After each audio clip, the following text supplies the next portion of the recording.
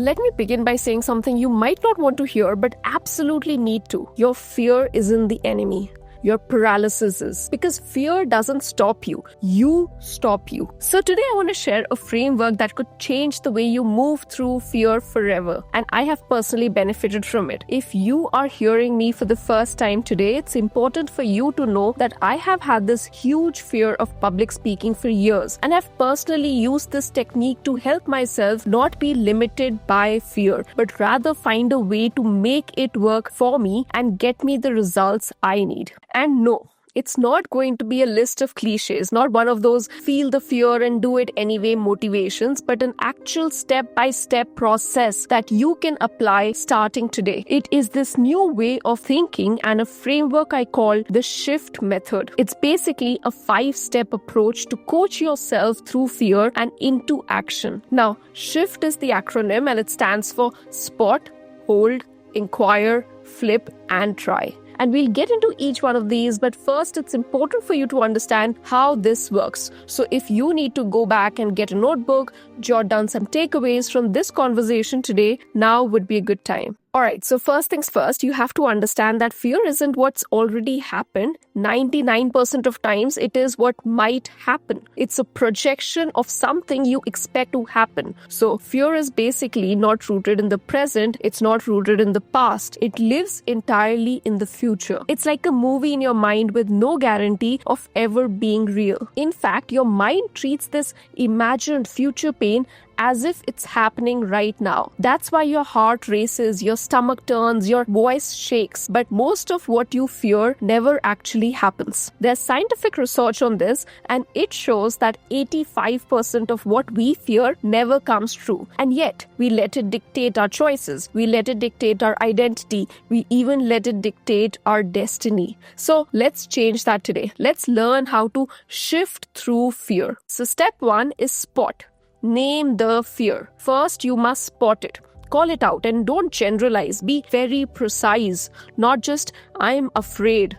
No, say, I'm afraid I'll sound stupid if I speak up in this meeting. I'm afraid I'll fail if I leave my job to pursue my dream. I'm afraid they'll reject me if I ask for help. When you name the fear, you shrink it. That vagueness that you've been carrying all around you gives fear its power. But clarity of what you're fearful of takes it away. Now remember this, unspoken fears grow in silence. But once you start to name the fear, you can start to manage it. Alright, step 2. Hold. Stay with it. Most of us run at the first sign of discomfort, and it's natural. We humans have been wired to run away from what we fear. Thankfully, that is why we survived living in the wild for centuries. But today we live in a very different world. While our world has changed, our animalistic behaviors haven't changed as much. But to grow, you have to learn how to hold the fear. Stay with it long enough to understand it. Feel it in our body. Not start to fix it, not even start to fight it. Just sit with it. Let it maybe rise a little bit. Let it speak to you. And maybe then ask yourself, where do I feel it? What is this fear trying to protect me from? And this is what psychologists call exposure with awareness. When you stay with fear instead of running, you begin to desensitize your reaction to it. And once you do this,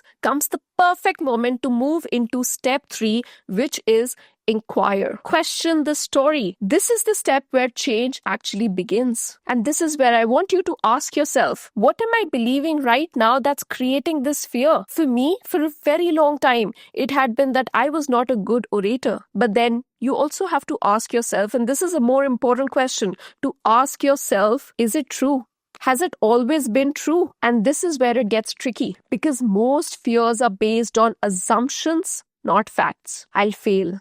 I'm not good enough. They'll laugh at me. These are not truths. They're thoughts, but thoughts that we've allowed to breed in our mind for a very, very long time, which is why they start to feel like truth. But questioning those thoughts helps us figure out, firstly, if they're true, and secondly, and more importantly, recognize that thoughts can be changed. So cognitive behavioral therapy, CBT, calls this cognitive restructuring. You're rewiring the narrative by questioning that lie that fear is telling you. And here's something wild. Research on entrepreneurs in the Journal of Affective Disorders found that those who succeeded often held what scientists call unrealistic optimism. It wasn't that they were only questioning the unhelpful negative beliefs, but they were repeatedly subscribing with unrealistic optimism for their positive beliefs. They believed that things would work out even when logic said otherwise. And guess what? That optimism gave them the fuel to keep going and overcoming fear again and again. Which is why I say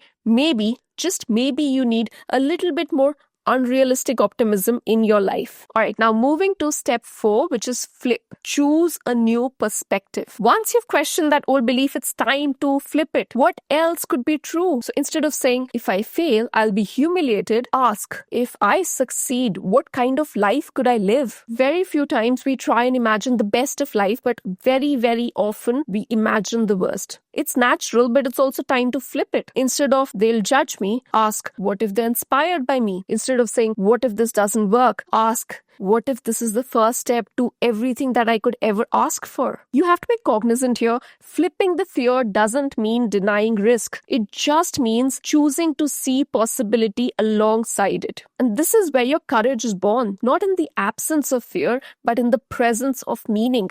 And lastly, I want to talk about step 5, which is try. Take that imperfect action. You've done the work on your beliefs, but now you have to try. Not perfectly, not even when you're ready, but now, today, with shaky hands and a racing heart. One small step, one email, one conversation, that's all. Because nothing rewires fear faster than action. And in neuroscience, this is called exposure with response prevention. So you're basically training your brain to see that you can act even when you're afraid. And each time you do that, the fear loosens its grip on you. And when you start to succeed or even just survive, your brain logs a new memory. This wasn't dangerous. This was doable. This is something I can do. It wasn't scary. It is possible. Now that's all I need from you. So let's recap. Spot it, hold it, inquire it, flip it, and try anyway. That's how you shift through fear. And most of the time, you will experience a building up of the fear even before inaction takes place. My advice is to use the shift technique then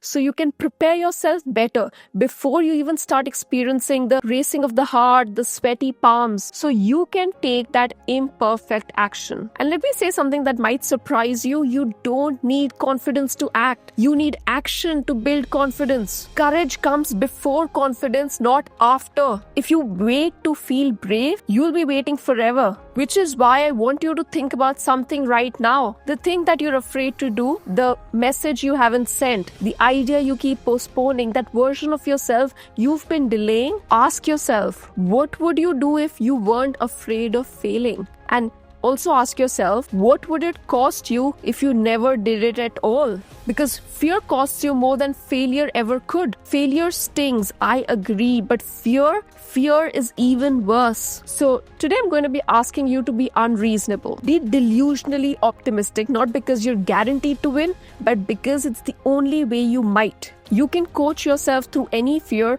if you choose to stay aware. And if you can remember this, fear is just thought. And thoughts are not real. And you have the power to choose another thought too. Because you are not your fear. You're the one watching it, and that part of you is not worried. Now, I will see you in my next video, but until then, take care and love yourself.